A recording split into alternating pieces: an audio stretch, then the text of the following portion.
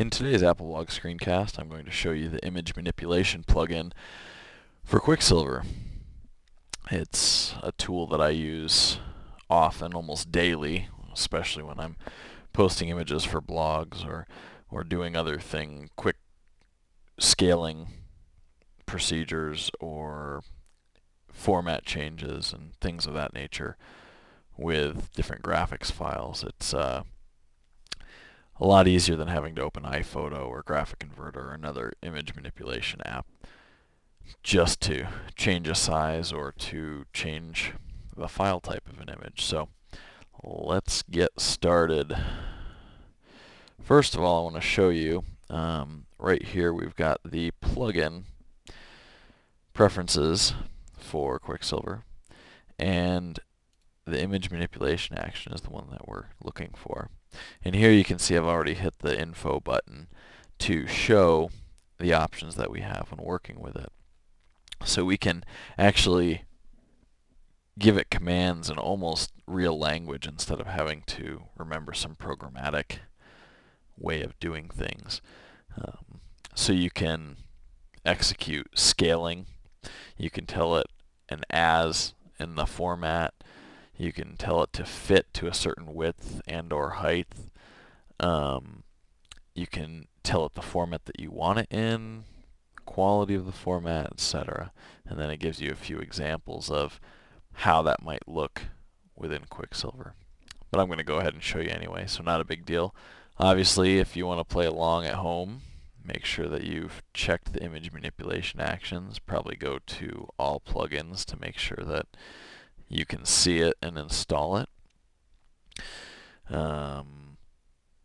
Everything that is necessary in order to work with it should install along with the plugin if it's not already installed. So, as always, leave your questions in the comments section and we'll see if we can get you working if it's not.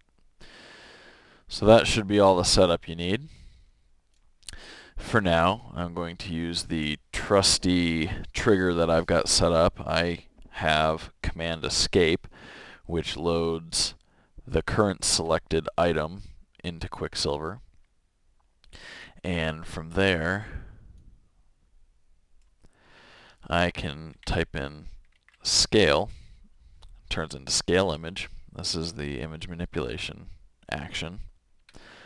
I'll click Tab. And now I can type in whatever I want it to do. Maybe I want to do it to 120% as a JPEG, which probably will end up looking pretty awful, but let's just do it for the sake of doing it.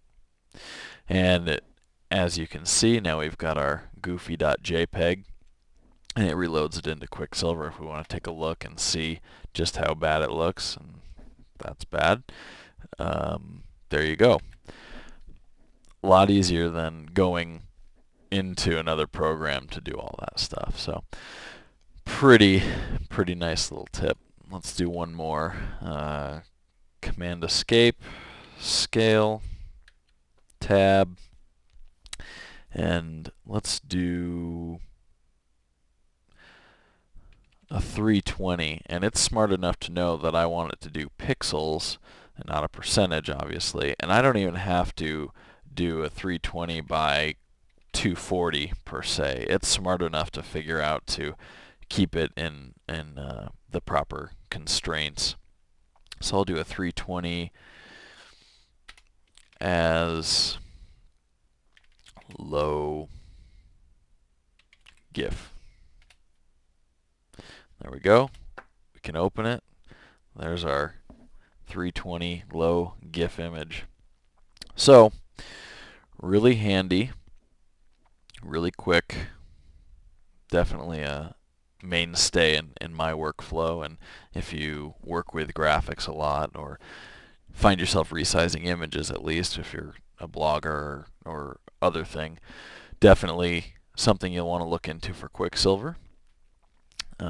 The upcoming release of Sketch will probably replace this Quicksilver action in my workflow. But for now, Quicksilver remains my honey.